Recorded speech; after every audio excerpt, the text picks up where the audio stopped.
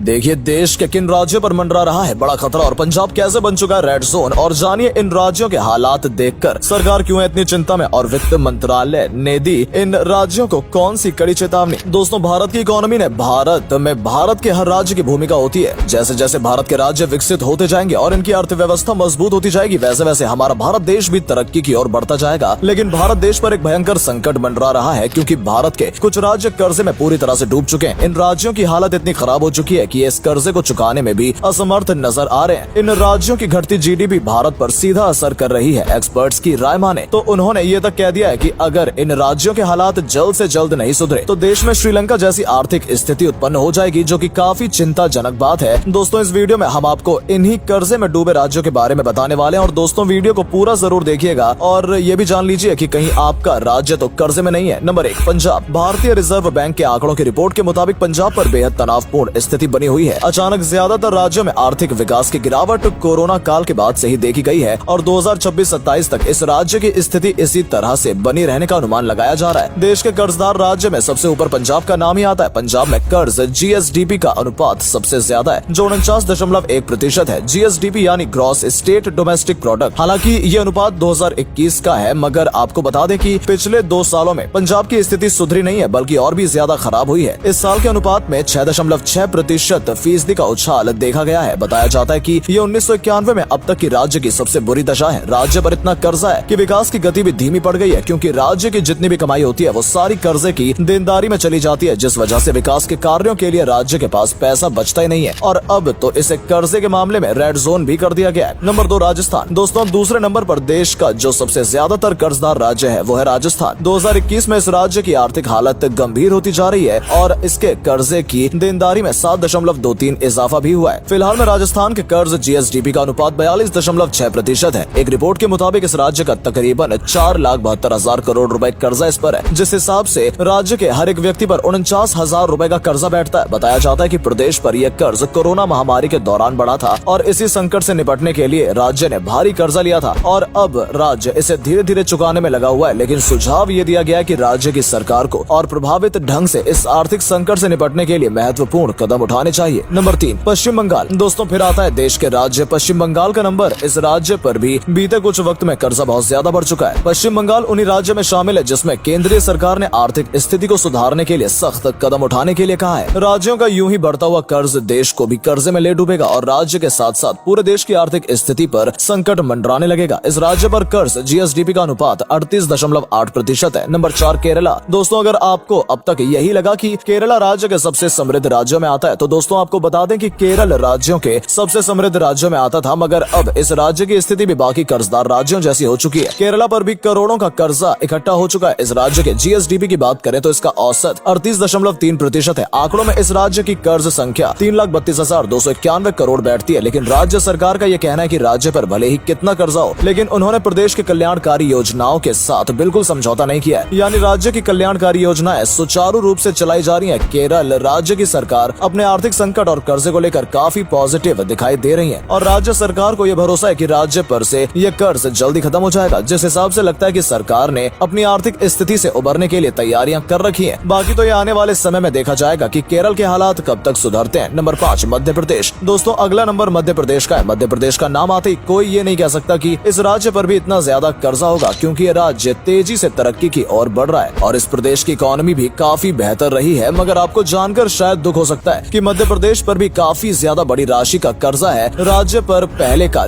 3 लाख रुपए का कर्जा था और पिछले साल इस कर्जे में इजाफा हुआ है, क्योंकि राज्य सरकार ने 8,000 करोड़ रुपए का ऋण फिर दोबारा लिया है। 2022 में मध्य प्रदेश प्रति व्यक्ति आय के हिसाब से 5वां सबसे गरीब राज्य भी बन चुका है। एक और प्रदेश पर आर्थिक संकट है और दूसरी ओर प्रदेश में बेरोजगारी की समस्या भी बढ़ती जा रही है। राज्य में रहने वाले नागरिकों को रोजगार नहीं मिल पा रहा है। इसके बावजूद राज्य सरकार हर साल ऋण लेकर अपना कर्जा और ज्यादा बढ़ाती जा रही है। मध्य प्रदेश के कर्जे को नागरिकों में बांट दिया जाए तो हर व्यक्ति पर 41,000 रुपए तक का कर्जा है। और इतना ही नहीं, बल्कि राज्य में हेल्थ सर्विसेज और एजुकेशन फील्ड में भी हालात अच्छे नहीं बताए जा रहे हैं। स्वास्थ्य केंद्र पर डॉक्टर के पद खाली पड़े और यही हाल शिक्षा क्षेत्र का है। यहाँ भी कई जगह टीचर्स के लिए खाली है, जिसे लेकर सरकार किसी तरह का एक्शन लेती नजर नहीं आई है। दूसरी ओर सरकार ने रोजगार का वादा भी किया था, मगर प्रदेश के 1.30 करोड़ लोग बेरोजगार बैठे हैं, जिसमें से 35% ग्रेजुएट लोग हैं। इन सबसे यही लगता है कि सरकार ने राज्य में कुछ खास काम नहीं किया है। अब आने वाले समय में राज्य के हालात सुधरेंगे या और ज्यादा खराब होंगे ये तो वक्त ही बताएगा। नंबर 6, उत्तर प्रदेश। पिछले 2 सालों में उत्तर प्रदेश 17,500 करोड़ रुपए का कर्ज ले चुका है और अब ये कर्ज के निपटारे के लिए तकरीबन ढूंढने में लगा हुआ है। उत्तर प्रदेश में विकास तो देखा गया है, लेकिन साल दर साल प्रदेश पर कर्जा भी बढ़ता जा रहा है। राज्य पर 6.53 लाख करोड़ तक का कर्जा इकट्ठा हो गया है, जिस हिसाब से राज्य के हर नागरिक पर 22,000 रुपए तक का कर्जा है। हालांकि इस राज्य की सरकार ने कहा है कि वो वित्तीय अनुशासन का पालन कर रही है। इस राज्य में आबादी भी सबसे ज्यादा है, इसलिए यहाँ आमदनी से ज्यादा खर्चा करना पड़ता है और जहाँ कोरोना महामारी के दौरान अच्छे से अच्छे राज्य कर्जे के लपेटे में आ गए, तो उत्तर प्रदेश तो आना ही था। जहाँ जितनी आबादी है उस हिसाब से जनता के लिए सुविधा भी की गई है। सरकार ने लोगों को संकट के समय में मुफ्त राशन भी उपलब्ध कराया है। उम्मीद है कि आने वाले समय में राज्य की आर्थिक स्थिति बेहतर होगी। नंबर 7, बिहार। देश के बिहार राज्य में जहाँ विकास ने तेजी पकड़ रखी थी, वहीं आज घाटे में वो बदल चुकी है। राज्य इतने घाटे में चल रहा है कि प्रदेश के हर नागरिक पर हजारों का कर्ज हो चुका है। 2023 के आंकड़ों के अनुसार बिहार राज्य पर फिस्कल डिफिसिट 38.7% है, जिस हिसाब से बिहार राज्य के प्रत्येक व्यक्ति पर 19,000 रुपए का कर्ज बैठता है। कुल मिलाकर बिहार राज्य 2,13,406 रुपए का कर्जदार बना बैठा है। ये सारा ऋण बिहार सरकार ने भारतीय रिजर्व बैंक, नाबार्ड और केंद्र सरकार से ले रखा है। आपको बता दें कि अगर कोई राज्य दिवालिया हो गया तो उसके बहुत बुरे परिणाम राज्य को भुगतने पड़ सकते हैं। जैसे कि जो राज्य दिवालिया हो चुका है उस राज्य के कर्मचारियों का वेतन रोक दिया जाता है और कई सालों तक उस राज्य में कोई भी विकास कार्य का काम नहीं हो सकता है। जबकि राज्य सरकार राजनीति के चलते ऋण बढ़ाने में लगी हुई है और केंद्र सरकार अब राज्य को और ज्यादा धनराशि नहीं देना चाहती है। नंबर 8, आंध्र प्रदेश। आंध्र प्रदेश का GSDP 37.6% औसत तक पहुंच चुका है। पिछले 2 सालों में आंध्र प्रदेश ने 24,000 करोड़ रुपए का कर्ज लिया था। वित्त मंत्रालय और रिजर्व बैंक ने इन राज्यों को कहा है कि अगर इन राज्यों का कर्जा यूं ही बढ़ता गया तो अगले 4 साल में इनका कर्जा राज्य की GDP से भी 30% ज्यादा हो जाएगा। राज्य सरकार जनता को बहुत सी सुविधाएं मुफ्त में बांट रही है, लेकिन इस सब के लिए राज्य के कोष में पैसे नहीं है। जनता को मुफ्त बिजली, पानी, राशन और यहाँ तक कि वेतन देने के लिए भी केंद्र सरकार से ऋण लेना पड़ रहा है। आंध्र प्रदेश पर 2021 तक 3.37 लाख करोड़ का कर्जा था और इसके बाद भी राज्य सरकार कर्ज लेती रही है। नंबर 9, हरियाणा। दोस्तों, हरियाणा के कर्जे के मामले में बहुत ही ज्यादा बुरे हाल है। आप ऐसे समझ सकते हैं कि यहाँ पर हर परिवार पर तकरीबन 6 लाख का कर्जा है। यहाँ विकास का कुछ अता पता नहीं है, मगर यहाँ ऋण की दर लगातार बढ़ती जा रही है। प्रदेश पर कुल 3,11,789 करोड़ रुपए तक का कर्जा है। इतने बड़े कर्जे का कारण सरकार की गलत आर्थिक नीतियां बताई जा रही हैं। हालांकि मुख्यमंत्री का ये बयान आया है कि कर्ज लिए बिना सरकार नहीं चल सकती। हम पुराना कर्जा चुका रहे हैं और नया कर्ज ले रहे हैं। 2021-22 में प्रदेश पर 2.23 करोड़ का कर्जा था, वहीं 2022-23 तक ये 2.43 करोड़ का आंकड़ा भी पार कर चुका है। नंबर 10, झारखंड। झारखंड पर भी कर्जे का भारी बोझ है, जिसे देखकर सरकार ने इस बार कम कर्जा लेने की योजना बनाई है। फिलहाल में राज्य पर 1.20 लाख करोड़ कर्जा होने का अनुमान है, लेकिन इस बार राज्य का बजट भी कर्जे की राशि को ध्यान में रखते हुए बनाया है, जिससे आने वाले समय में ज्यादा कर्जा नहीं लेना पड़े। तो दोस्तों, ये थे वो राज्य जिन पर भारी मात्रा में कर्ज है। फिलहाल राज्य सरकार इस कर्ज को चुकाने के लिए अपनी ओर से पूरी कोशिश कर रही है। ओवरऑल भारत देश पर 2022-23 में 14.2 लाख करोड़ कर्जा होने का अनुमान है। अब ये आने वाले समय में ही पता चलेगा कि देश की आर्थिक स्थिति कमजोर होगी या मजबूत होगी। दोस्तों, वीडियो को पूरा देखने के लिए धन्यवाद और वीडियो को लाइक और शेयर करना बिल्कुल भी न भूलें। धन्यवाद।